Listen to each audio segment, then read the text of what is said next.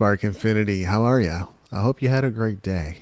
I, where am I even starting with this? Well, I have another story to share with you today, so I'm looking forward to doing that. And first and foremost, I want to acknowledge that we got our our calendar scheduling tool back up and running again. So many of you, I'm sure, are rejoicing because recently there's been a lot of manual organization or manual booking to try to get all these interviews in order. And as of today, because I didn't have as much to do at work, for the first time in a little while, I feel like I'm actually on top of it. So many of you, or really all of you, who filled out the pre-interview survey should have received a booking link already. And those of you who are waiting in the wings saying, I think you might have missed me, don't worry about it. We will get to you because there'll be more opportunities because that's what this group is all about. That's what Spark Infinity is all about, is showcasing you, your art, your music, your community, your projects, your businesses, your ventures. So there'll be lots of opportunities to be interviewed within the group, and I'll make sure I circle back to you and get that link scheduler or the scheduling link calendar scheduler. I don't know. I'm struggling tonight with words. I don't know why, but we'll get that scheduling link over to you so that you can schedule in your interview. As well, if you go to sparkinfinity.live, that's where our website is. Did I create a banner for that yet? I must have, right? Let me check my banners. Sparkinfinity.live. There we go. So our website's not at sparkinfinity.com. It's sparkinfinity.live. You should be able to see our most up-to-date schedule now on the website. We haven't actually figured out what we're going to do on Thursday. I'm actually tossing about a few different ideas. It seems like the universe, God or Gus, God, Universe, Spirit, has something in mind for this Thursday, and I'm not sure what it is, and I'm just trying to tune in and find out what we need to do. Again, I'm tossing around a few ideas. I might do an office hours presentation. I might do a replay. We might have a guest come in at the last minute, but I'll let you know as soon as I possibly can. What have we got coming up this Friday, I believe? Yes. This Friday, I've got a conversation with Balam One Spot or Balam One Spot. I'm not sure which one he prefers. I'll have to look into that. But that's the conversation I got coming up on Friday night. Again, still something is still going to be happening on Thursday night. Haven't figured out what it is yet. Just staying open to what Gus wants in this circumstance where it's kind of last minute, but either we'll have a guest, I'll give an office hours presentation, or we'll do a replay. So something cool is still coming for Thursday. So let's get into today's story. And today's story is about how I got into building websites as a teen.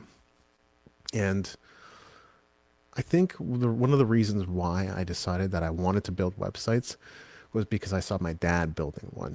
I didn't understand how it worked. I didn't know what this newfangled internet thing was. My dad actually put a lot of time and effort into building a family website, and that was kind of a thing back then, right? That you put your picture online, you'd tell people a little bit about who you are and maybe give some updates, and that was the thing back then. So even before the internet was popular or mainstream as it is today, my dad had already built a website. And I think that's why I ultimately felt like it was on me. It felt like it was my responsibility on some level. At the time, I'm saying, I may not feel that anymore, but at the time I felt like it was my responsibility after my father had passed away to learn to be able to do the things that he did. And one of those things was building websites. So I bought books on HTML and CSS. Fortunately, HTML is not the hardest coding language in the world. I had somewhat of a knack for coding. I am not a coder. I'm not sure if I will ever become one. Some people are far more capable in that than I was. But I had enough of a rudimentary foundation in coding to be able to do pretty well at it. And HTML being a very simple one, and CSS also being pretty simple. Along the way, I did have to learn a little bit of JavaScript and a little bit of PHP and a little bit of MySQL. I never got great at any of those either, but I did have to learn a few of those along the way. So as a teen, I'm buying books on HTML. I think at the time, some of the big destinations were like Angel Fire and GeoCities and eventually Crosswinds. So those are the destinations I was exploring and planting websites just kind of everywhere I went, experimenting with different things. Somewhere along the line, uh, I found this website called We Hate Hanson Girls. So that's a parody or satirical website. Now, I think back then we used to call those hate sites, but I'm not here to advocate hate in any way, shape, or form. And honestly, it seems like a more appropriate term to say parody or comedy. I think one of the reasons why that I resonated with that, has to do with my father yet again. So my dad was a big fan of Weird Al Yankovic, and I ended up getting into it. In fact, I even went to, I think I've seen Weird Al live in concert 3 times. And one of the best concerts I've ever seen still is Weird Al. It's because of his energy, it's because of his band, it's because of the vast array of genres and musical styles covered, the videos in between that happen as he's making costume changes, all that stuff. I know a lot of people are like, Weird Al, really? And like, I don't know, I'm not a purist, but like, I've gone and seen bands like Extreme and Van Halen. I've seen Van Morrison. I've seen Collective Soul. There are many bands. Big Sugar, White Mouth Mason. I mean, White Mouth Mason might be kind of on the hipster end of things anyway, but their guitar players are really great. So I've seen all kinds of bands, and I'm telling you that Weird Al is still really flipping amazing in concert. So I think I developed a love for parody and satire as well, and I do believe that Weird Al was partially responsible for that. Let me take that banner off because we don't really need that right now. Okay. So I started building websites and I came across the site called We Hate Hanson Girls. And for some reason I decided, well, I'm not much of a big fan of Hanson either. I'm pretty sure I don't really like them. So I'm going to build my own. At the time we called it anti-Hanson websites. Okay. At the end of the day, were we really against anything besides maybe teeny bop music? Not really. So mine was called Teenagers Against Hanson, and that website did okay. It kind of ended up serving though as the prototype for things I would build later, because I learned a lot. I learned the things that worked. I learned the things that didn't work. And my English was really not that great. I grew up in Japan actually, so I'm pretty sure would have been 13, 14 when I originally built that website. And I don't think my writing was any good, but I wrote and I got into the practice of that. So building websites and creating content online, for me, that dates back to, I think, approximately 1997, maybe 1998, but I'm pretty sure it was 1997 when I first started building websites and content for the web. And those were my beginnings. Those were my humble roots. So Teenagers Against Hanson, I believe at some point it got hacked and I could not get back in for the life of me. And I know how it happened, and it was through email. And, it's, in some ways it's better to be exposed to those types of things sooner, just so you understand that there are real hackers out there, and there are people who will come after your information or come after your, I mean, unfortunately at that time it wasn't like they got a hold of my credit card or something like that, but there are people out there that will come after your stuff, right? And to this day, I mean, that happens in ways that I had a book promoter that, as far as I can tell, basically did a runner on me recently. And that's no fun. I mean, they did a tiny, tiny bit of work for me to help me promote that book, but I'm telling you, they didn't exactly deliver on what they told me they were capable of doing.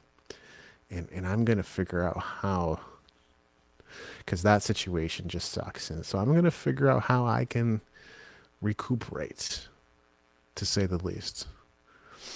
But anyway, so I learned something there, and then I was ready.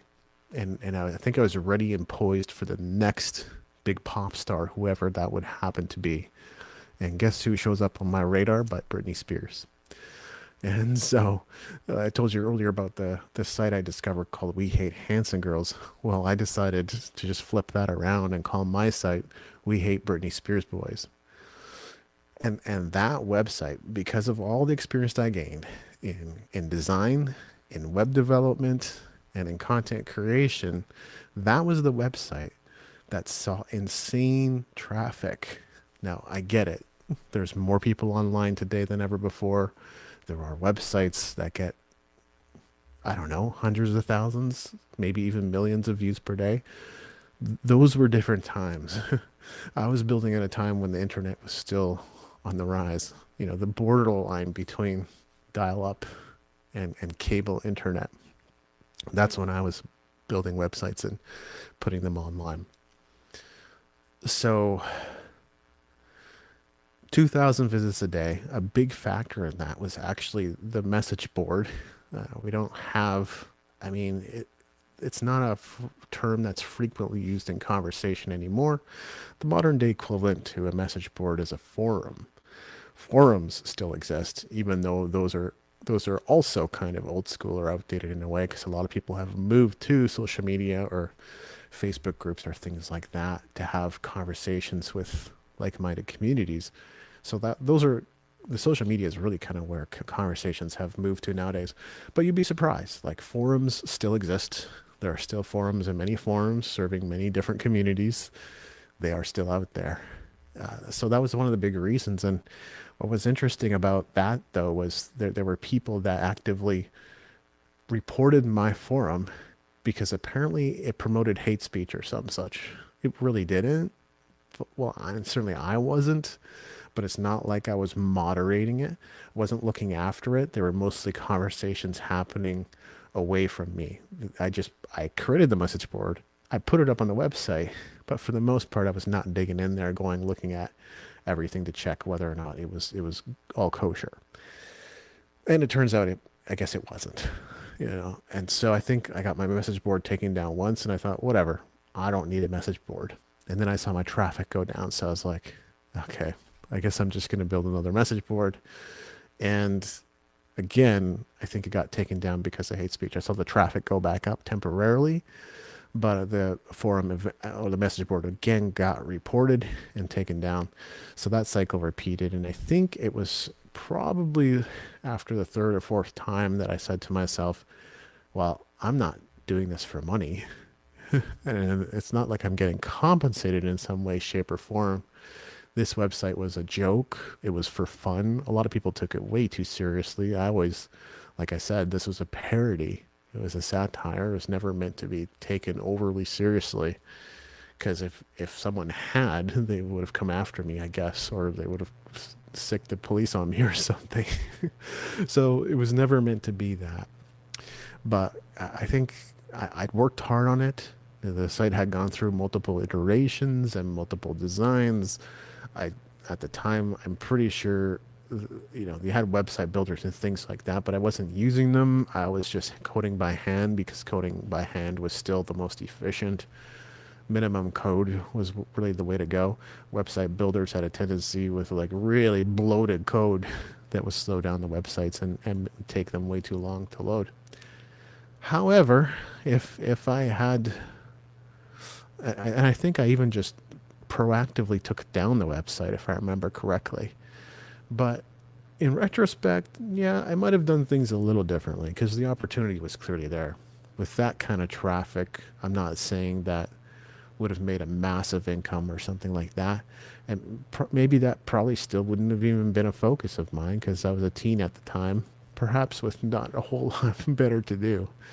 But I mean, building websites, so it turned out to be a pretty good skill to learn along the way and something that still translates well. I know that we've come to the point where AI can kind of build websites for you and they're getting better by the day. But that skill, that experience has served me well for a very, very long time.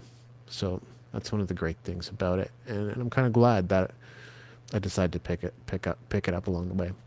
But yeah, if I had things to do over, maybe I would have put some advertising on my website or affiliate products. I don't think I even knew about affiliate products at the time, but I probably would have done something to monetize it because that's a substantial amount of traffic. I haven't, like, I've had websites that have done maybe about half of that since I made We Hate Britney Spears Boys way back in the day.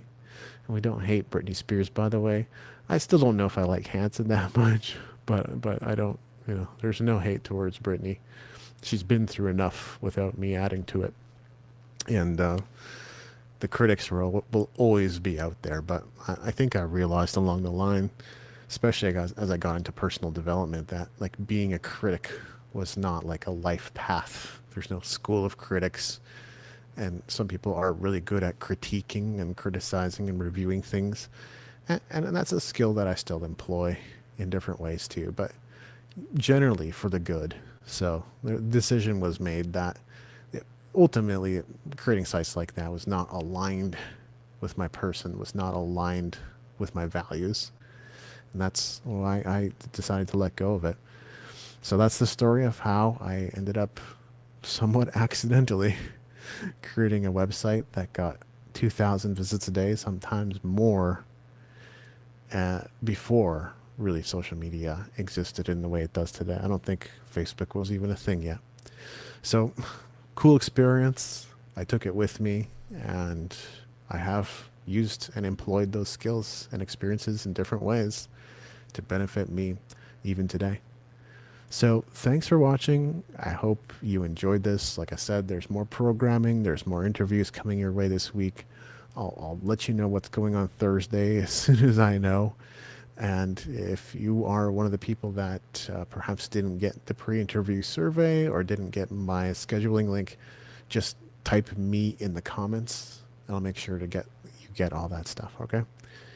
So thanks for watching Spark Infinity. Have yourself a great